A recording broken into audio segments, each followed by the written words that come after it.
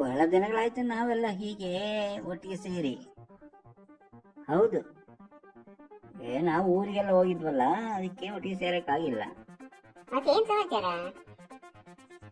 ಅದೇ ನಿಮ್ಗೆ ಗೊತ್ತಲ್ಲ, ಆಟೋದವನ ಜೊತೆ ಓಡೋದಂತ ಹುಡುಗಿ ಇರಲ್ಲ, ಅದೇ ನಮ್ಮ ಆ ಕಡೆ ಬೀಜೋಳು, ಅದೇ ನೋಡಕ್ ಚೆನ್ನಾಗಿದ್ಲಲ್ಲ, ಕೆಂಪಿಗೆ ತೆಳ್ಳಿಗೆ. ಆದ್ರೆ ಆಟೋ ಡ್ರೈವರ್ ನೋಡಿ ಕಪ್ಪಗಿದ್ದ, ಅವನೇನು ಹೆಂಗ್ ಮೆಚ್ಕೊಂಡ್ರು ಗೊತ್ತಿಲ್ಲ. ಈಗೇನಾಯ್ತು ಅವ್ರ ಕಥೆ ಏನು? ಅವರು ಬೇರೆ ಊರಿಗೆ ಹೋಗಿ ಹೊಸಾಗಿದ್ರು, ಅಪ್ಪ ಅಮ್ಮನ ಮದುವೆ ಒಪ್ಪಿರ್ಲಿಲ್ಲ, ಅದರಿಂದ ಅವರು ಗಲಾಟೆ ಮಾಡಿದ್ಮೇಲೆ ಅಪ್ಪ ಅಮ್ಮನ ಮನೆಗೆ ಸೇರಿಸಲಿಲ್ಲ. ಅವರೆಲ್ಲೆಲ್ಲೋ ದೂರದಲ್ಲಿ ಮನೆ ಮಾಡ್ಕೊಂಡಿದ್ರು. ಹೌದು, ಮದುವೆ ಆಗಿದ್ದು ಅವರು ತಂದೆ ತಾಯಿ ಒಪ್ಪಿಗೆ ಇಲ್ಲದೆ ತಾನೆ, ಅದಕ್ಕೆ ಹಾಗೆ. ಈಗ ಮುಂದೆ ಏನಾಯ್ತು? ಅವಳು ಬಸರಿ ಆದ್ಲು, ಮೊನ್ನೆ ತಾನೇ ಒಂದು ಗಂಡು ಮಗುಗೆ ಜನ್ಮ ನೀಡಿದ್ಲು. ಒಳ್ಳೇದಾಯ್ತಲ್ಲ ಬಿಡಿ, ಅವರ ಸಂಸಾರ ಚೆನ್ನಾಗಿರ್ಲಿ. ಅದೇಗೆ ಚೆನ್ನಾಗಿರ್ಲು ಸಾಧ್ಯ ಹೇಳಿ? ಅವನು ಆಸ್ಪತ್ರೆ ಖರ್ಚಿಗೆಂದು ಅವನ ಆಟೋವನ್ನ ಅಡವಿಟ್ಟು ಒಂದು 10,000 ರೂಪಾಯಿ ಹೊಂದಿಸಿದ್ದ. ಆದ್ರೆ ಡೆಲಿವರಿ ಆದಾಗ ಆಸ್ಪತ್ರೆ ಬಿಲ್ ಬಂದಿದ್ದು 25,000. ಇನ್ನು 15,000 ಎಲ್ಲಿಂದ ತರಲಿ? ಅವನು ಆದಷ್ಟು ಹುಡುಕಾಡ್ದ, ಯಾರ್ಯಾರನ್ನೂ ಕೇಳ್ದ, ಯಾರೂ ಕೊಡ್ಲಿಲ್ಲ. ಕೊನೆಗೆ ಏನ್ ಮಾಡ್ಬೇಕಂತ ತಿಳಿಯದೆ ಆಸ್ಪತ್ರೆ ಬಂದ. ಆಸ್ಪತ್ರೆಯವರು ಬಿಲ್ ಕಡಿಮೆ ಮಾಡಿದ್ರ? ಅವರೆಲ್ಲಿ ಕಡಿಮೆ ಮಾಡ್ತಾರೆ? ಅವ್ರು ಹೇಳಿದ್ರು ನೀವು ಬಿಲ್ ಪೂರ್ತಿ ಕಟ್ಟಬೇಕು ಅಂತ. ಅವನು ತನ್ನ ಹೆಂಡತಿ ಹತ್ರ ಹೋಗಿ ತನ್ನ ಸಮಸ್ಯೆಯನ್ನ ಹೇಳ್ಕೊಂಡ.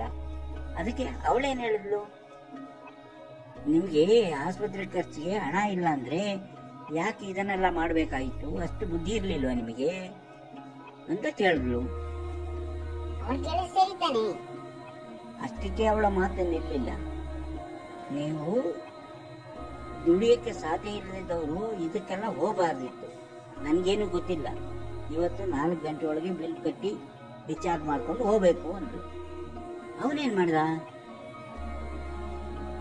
ಮತ್ತಷ್ಟು ಹಣ ಹುಡುಕಿದಂತೆ, ಎಲ್ಲೂ ಸಿಗ್ಲಿಲ್ಲಂತೆ. ಮನೆಗೆ ಹೋಗಿ ಅವನು ತನ್ನ ಪಾಡಿಗೆ ಹೊರಟು ಹೋಗ್ಬಿಟ್ಟ. ಹೌದೌದು, ಅವನು ಹೊರಟು ಹೋಗ್ಬಿಟ್ಟ. ಇವಳಿಗೆ ಯಾರ ಜೊತೆ ಇಲ್ಲದೆ ಆಯ್ತು. ಕೊನೆಗೆ ಊರವರೆಲ್ಲ ಸೇರಿ ಅವಳನ್ನ ಆಸ್ಪತ್ರೆಯಿಂದ ಹಣ ಕೊಟ್ಟು ಬಿಡಿಸ್ಕೊಂಡ್ಬಂದ್ರು. ಈಗ ಅವಳು ಮನೆಯಲ್ಲಿದ್ದಾಳೆ. ಇನ್ನು ಅವಳ ಜೀವನ ಅದೇ ಈಗ ದೊಡ್ಡ ಸಮಸ್ಯೆ ಆಗಿರೋದು. ಅದಕ್ಕೆ ನಾವು ಮಾತನಾಡುವಾಗ ನಮ್ಮ ಜೀವನಕ್ಕೆ ತಕ್ಕದ ಹಾಗೆ ಮಾತನಾಡಬೇಕು. ಹಾಗಲ್ಲ, ನಾವು ಯಾವಾಗಲೂ ಹಿರಿಯರ ಮಾತಿಗೆ ಬೆಲೆ ಕೊಡಬೇಕು. ಹಿರಿಯರ ಮಾತು ಕೇಳಿ ಬದುಕಿದ್ರೆ ಹೀಗೆಲ್ಲ ಆಗ್ತಾ ಇರ್ಲಿಲ್ಲ. ಈಗ ನೋಡಿ, ಸಂಸಾರನೂ ಇಲ್ಲ, ಕಟ್ಕೊಂಡ ಗಂಡನೂ ಇಲ್ಲ. ಆ ಒಂದು ಮಗುನ ಇಟ್ಕೊಂಡು ಅವಳೇನ್ ಮಾಡ್ತಾಳೆ ಪಾಪ. ಸರಿ, ಸ್ವಲ್ಪ ಕೆಲಸ ಇದೆ, ಬರ್ತೇನೆ. ನನಗೂ ಕೆಲಸ ಇದೆ, ಈಗ ಹೋಗ್ತಾ ಇದ್ದೆ. ಅವಾಗ ನಿಮ್ಮ ಮಾತುಕತೆ ನಡೀತಾರೆ ನೋಡಿದೆ, ಅದಕ್ಕೆ ಬಂದೆ. ನೋಡಿದ್ರಲ್ಲ, ಲವ್ ಮಾಡಿ ಓಡಿ ಹೋದವರ ಕತೆ. ಇಂಥ ಕಥೆಗಳನ್ನ ಕೇಳಲು ನೀವು ಇನ್ನೂ ಈ ಚಾನಲ್ ಅನ್ನ ಸಬ್ಸ್ಕ್ರೈಬ್ ಮಾಡಿಲ್ಲವಾದರೆ ಈಗಲೇ ಸಬ್ಸ್ಕ್ರೈಬ್ ಮಾಡಿ. ಹೌದು, ಸಬ್ಸ್ಕ್ರೈಬ್ ಮಾಡಿ, ಫಾಲೋ ಮಾಡಿ. ಧನ್ಯವಾದ.